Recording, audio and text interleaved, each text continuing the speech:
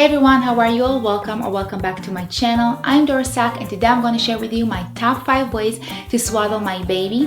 Fox is almost 3 months old right now. He's actually 11 weeks, so I decided to first of all document my favorite ways to swaddle him, to have it, as a nice video to look back at. And I was thinking about it that it will be a great idea to share my favorite ways with you guys because they're all so easy to copy. So if you're on a hunt for new ways to swaddle your baby, or you're just new and want to learn, I hope this will be useful. And yeah, for this video I decided to use one of my favorite swaddles, which is the Snuggle Me Organic in this mustardy color.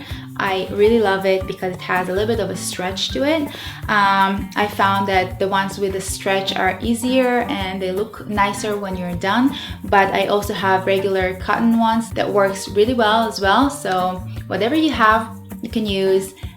You really don't need anything specific. This is just one of my favorites, so I wanted to use it for this video. Lastly, if you like this video, don't forget to hit the like button and consider subscribing to my channel. I would love to see you again in the future. And without further ado, let's dive into it.